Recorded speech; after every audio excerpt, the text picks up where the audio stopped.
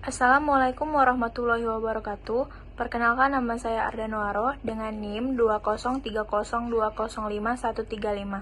Di sini saya akan membahas tentang sejarah, perkembangan, dan pembinaan bahasa Indonesia. Bahasa Indonesia lahir pada tanggal 28 Oktober 1928. Para pemuda dari berbagai pelosok Nusantara berkumpul dalam kerapatan pemuda dan berikrar: 1. Bertumpah darah yang satu tanah Indonesia. 2. Berbangsa yang satu bangsa Indonesia. Dan 3. Menjunjung bahasa persatuan bahasa Indonesia. Ikrar para pemuda ini dikenal dengan nama Sumpah Pemuda. Unsur yang ketiga dari Sumpah Pemuda merupakan pernyataan tekad bahwa bahasa Indonesia merupakan bahasa persatuan Indonesia. Pada tahun 1928, itulah bahasa Indonesia dikukuhkan kedudukannya sebagai bahasa nasional. Bahasa Indonesia dinyatakan kedudukannya sebagai bahasa negara pada tanggal 18 Agustus 1945. Karena pada saat itu, Undang-Undang Dasar 1945 disahkan sebagai Undang-Undang Dasar Negara Republik Indonesia. Dalam Undang-Undang Dasar 1945 disebutkan bahwa bahasa negara ialah bahasa Indonesia. Keputusan Kongres Bahasa Indonesia 2 tahun 1954 di Medan antara lain menyatakan bahwa bahasa Indonesia berasal dari bahasa Melayu. Bahasa Melayu mulai dipakai di kawasan Asia Tenggara sejak abad ke-7. Bukti yang menyatakan itu ialah dengan ditemukannya prasasti di Kedukan Bukit Berangka tahun 683 Masehi atau di Palembang. Talang Tuo berangkat tahun 684 Masehi, yaitu di Palembang. Kota Kapur Kerangka tahun 686 Masehi, yaitu di Bangka Barat. Dan Karang Brahi berangkat tahun 688 Masehi, yaitu di Jambi. Prasasti itu bertuliskan huruf Pranagari berbahasa Melayu kuna.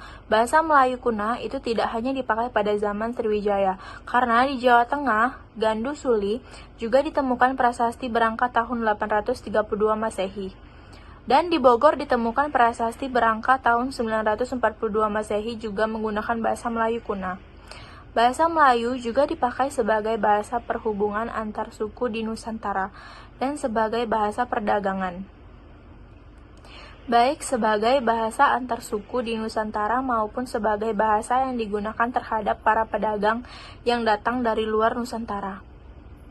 Perkembangan dan pertumbuhan bahasa Melayu tampak makin jelas dari peninggalan kerajaan Islam, baik yang berupa batu bertulis seperti tulisan pada batu nisan di Minye Tujo, yaitu di Aceh, berangkat tahun 380 Masehi, maupun hasil susastra yaitu abad ke-16 dan ke-17 seperti syair Hamzah Fansuri. Hikayat Raja-Raja Pasai, Sejarah Melayu, Tujuh Salatin, dan Bustu Nusalatin. Bahasa Melayu menyebar ke pelosok Nusantara bersamaan dengan menyebarkan agama Islam di wilayah sebagai bahasa perhubungan antar pulau, antar suku, antar pedagang, antar bangsa, dan antar kerajaan. Karena bahasa Melayu tidak mengenal tingkat tutur. Bahasa Melayu yang dipakai di daerah di wilayah Nusantara dalam pertumbuhannya dipengaruhi oleh corak budaya daerah. Bahasa Melayu pun dalam perkembangannya muncul dalam berbagai variasi dan dialek. Perkembangan bahasa Melayu di wilayah Nusantara memengaruhi dan mendorong tumbuhnya rasa persaudaraan dan persatuan bangsa Indonesia. Para pemuda Indonesia yang tergabung dalam perkumpulan pergerakan secara sadar mengangkat bahasa Melayu menjadi bahasa Indonesia yang menjadi bahan persatuan untuk seluruh bangsa Indonesia, yaitu pada Sumpah Pemuda 28 Oktober 1928. Kebangkitan nasional telah mendorong perkembangan bahasa Indonesia dengan pesat, karena kegiatan politik, perdagangan, persutakakabaran, dan majalah sangat besar dalam memodernkan bahasa Indonesia. Proklamasi Kemerdekaan Republik Indonesia, yaitu 17 Agustus 1945, telah mengukuhkan kedudukan dan fungsi bahasa Indonesia secara konstitusional masyarakat Indonesia baik tingkat pusat maupun daerah. Upaya pembinaan dan pengembangan bahasa Indonesia baik dalam kedudukannya sebagai bahasa nasional maupun bahasa negara perlu diteruskan karena di tingkat terlebih pada era global dan era perdagangan bebas seperti sekarang ini. Di dalam hasil rumusan Seminar Politik Bahasa Nasional pada tahun 1999 disebutkan bahwa yang dimaksud pembinaan bahasa adalah upaya untuk meningkatkan mutu pemakaian bahasa. Pembinaan bahasa adalah upaya meningkatkan mutu penggunaan bahasa melalui proses belajar bahasa di semua jenis dan jenjang pendidikan serta pemasyarakatan bahasa ke berbagai lapisan masyarakat. Pembinaan bahasa dimaksudkan untuk meningkatkan kedisiplinan, keteladanan berbahasa Indonesia, dan sikap positif masyarakat terhadap bahasa Indonesia. Berdasarkan penjelasan tersebut, dapat disimpulkan bahwa pembinaan bahasa merupakan upaya sadar, terencana, dan sistematis tentang peningkatan mutu bahasa sehingga masyarakat pemakainya memiliki kebanggaan dan kegairahan menggunakannya. Tujuan pembinaan bahasa Indonesia meliputi 5 hal, yaitu pertumbuhan sikap positif, meningkatkan kegairahan bahasa Indonesia, meningkatkan keikutsertaan, menjaga mutu bahasa Indonesia, meningkatkan mutu bahasa Indonesia, dan menggunakan bahasa Indonesia yang baik dan benar.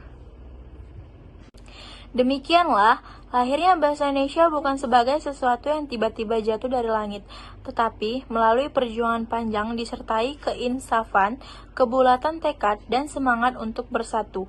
Api perjuangan itu berkobar terus untuk mencapai Indonesia merdeka yang sebelum itu harus berjuang melawan penjajah.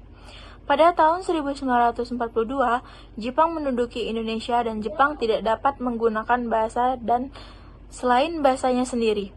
Bahasa Belanda jatuh dari kedudukannya sebagai bahasa resmi. Bahkan, dilarang untuk digunakan. Jepang mengajarkan bahasa Jepang kepada orang Indonesia dan bermaksud menggunakan bahasa Jepang sebagai pengganti bahasa Belanda untuk digunakan oleh orang Indonesia. Akan tetapi, usaha itu tidak dapat dilakukan secara cepat seperti waktu dia menduduki Indonesia. Satu hal yang perlu dicatat bahwa selama zaman pendudukan Jepang 1942 sampai 1945, bahasa Indonesia sebagai bahasa pengantar di semua tingkat pendidikan. Demikianlah, Jepang terpaksa harus menumbuhkan dan mengembangkan bahasa Indonesia secepat-cepatnya agar pemerintahannya dan berjalan dengan lancar. Bagi orang Indonesia, hal itu merupakan keuntungan besar terutama bagi para pemimpin pergerakan kemerdekaan. Dalam waktu yang pendek dan mendesak, mereka harus beralih dari bahasa Belanda ke bahasa Indonesia. Selain itu, semua pegawai negeri dan masyarakat luas yang belum paham akan bahasa Indonesia secara cepat dapat memahami bahasa Indonesia. Demikianlah yang dapat saya sampaikan. Maaf apabila ada salah kata. Kepada Allah saya mohon ampun. Wassalamualaikum warahmatullahi wabarakatuh.